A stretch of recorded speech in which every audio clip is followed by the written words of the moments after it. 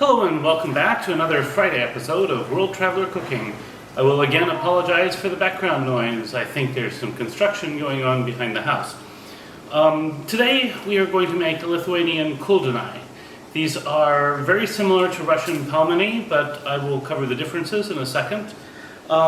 These are basically filled dumplings, typically fried or boiled. They may be served with a broth and sour cream or just sour cream. The filling is pretty standard, but of course you have regional variants, and this is effectively a regional variant.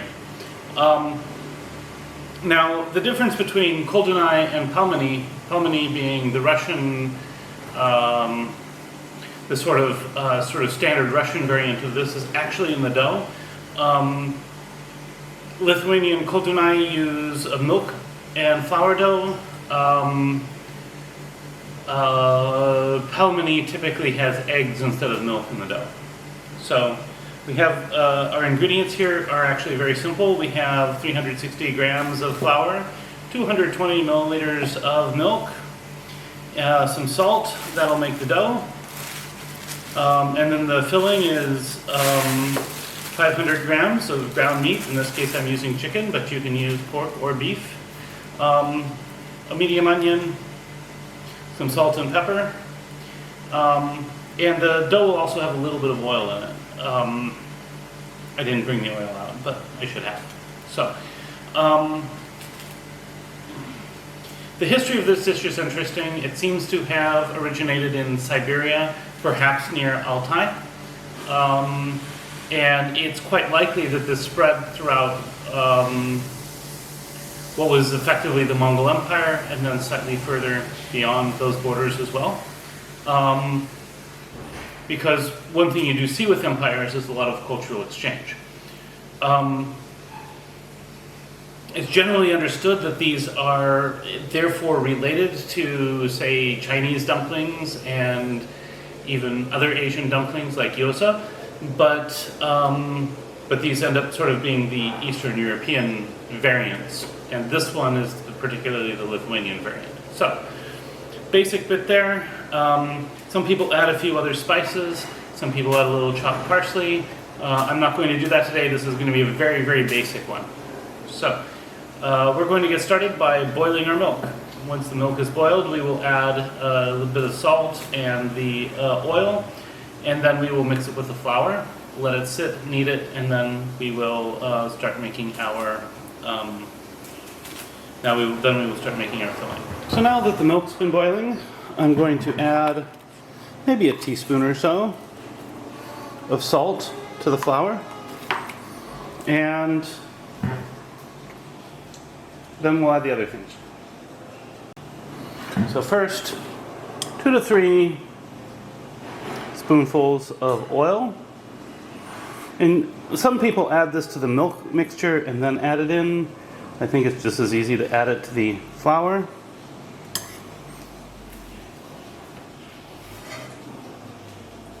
Then in goes the hot boiled milk.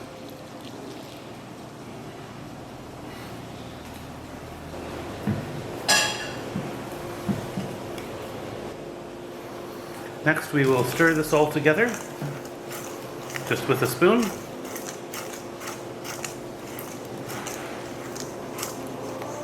And if it's too wet, we can add a little more flour. I may have to use my hands in a moment. We'll see.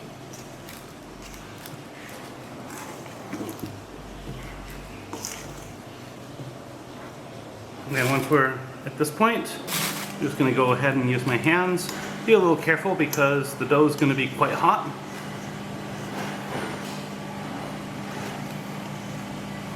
So,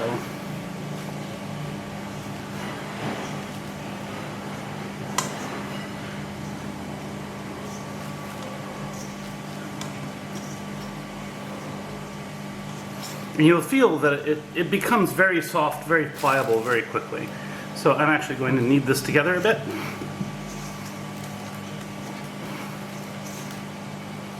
And then we'll let it sit for the dough to develop a little bit. This process of basically mixing in hot milk into the flour is what differentiates this particular dish from those nearby, like Palmeni, for example.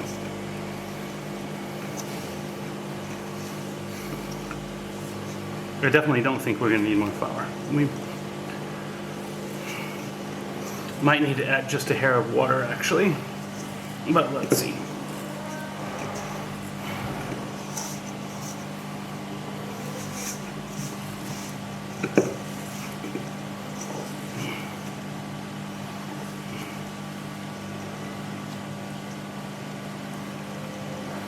So this dough is actually really interesting. It's not sticky at all, but it's very pliable.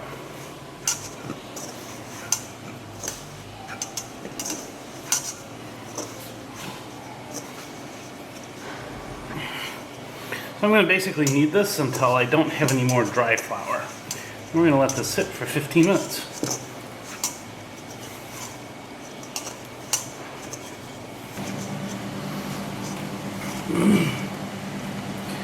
So to our meat, I'm going to just add some salt, give it a nice bit of seasoning. I'm going to add some black pepper. Again, doesn't take a lot. And then I'm going to stir in this onion. And I'm going to mix this with my hands until it's nice and uniform. If I see some onion skins, I will pull them out. For some reason this onion is a little difficult in that regard. And I'm just going to go ahead and mix this together. Make sure it ends up nice and uniform. Now you can use, I'm using chicken today, but people will use ground chicken, ground pork, ground beef, sort of whatever.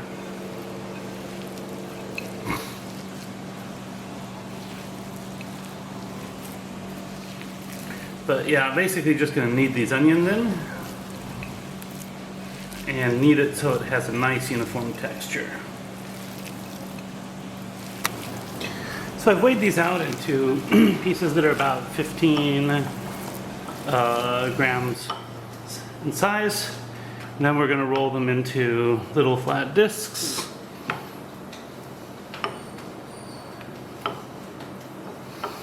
Traditionally, I think the instructions I've seen have been to use a drinking glass. I guess that's what a lot of people use, but I think a nice small stick-style rolling pin works better. So, these pieces.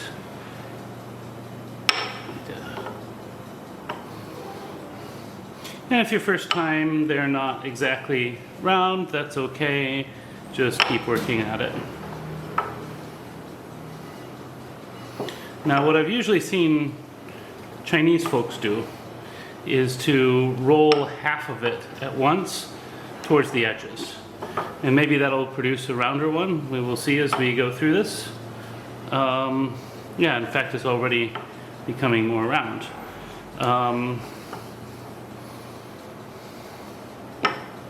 So you can use that trick if you need. And of course a drinking glass will work. But I think this sort of stick-style rolling pin's a little easier to work with. So,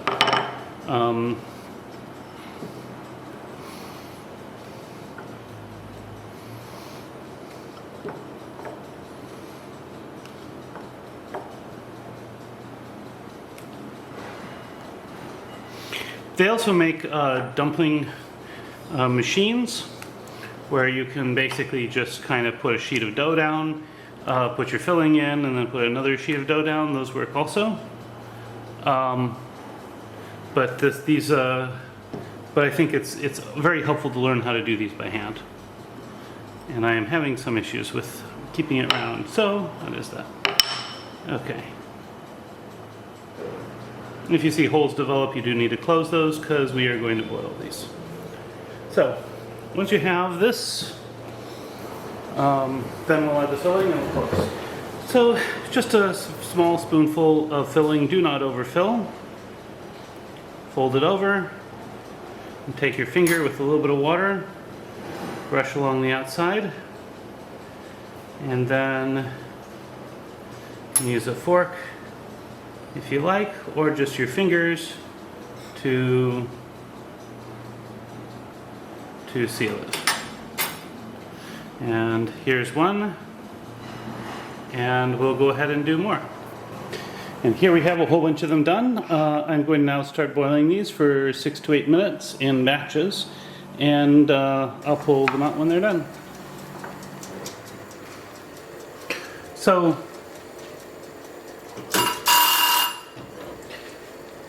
it's been maybe 7 or 8 minutes now, so I'm going to fish these out. I'm going to serve them in a shallow bowl.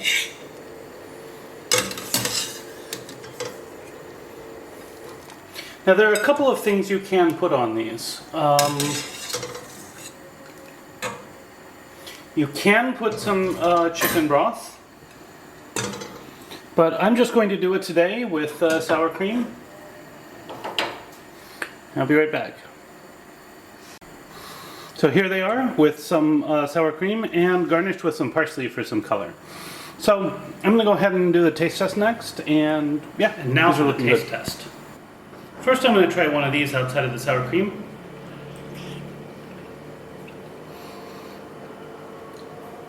The dough is very nice.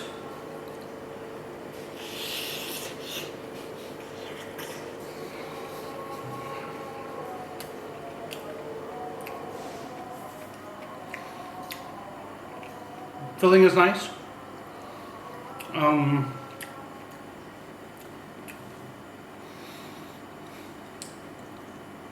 Very nice. Now I'm going to try it. I guess without the sour cream, it does taste just a little bland, like maybe it needs a little bit of salt. So now I'm going to try it with some sour cream.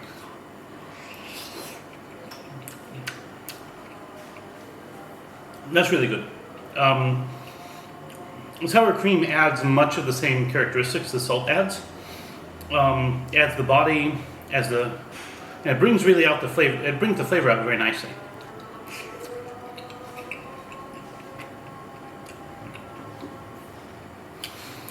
With the sour cream, this is just delicious. Flavor-wise, this is very, very similar to Palmeni. The texture is maybe just a little different, but as I say, regional variations and variations in ingredients explain that. If you find this content interesting, please like, share, and subscribe. If you make this dish like this differently, you want to share your ideas, feel free to do so in the comments. I'd love to hear how you do it differently. At any rate, bon appetit, and see you next week.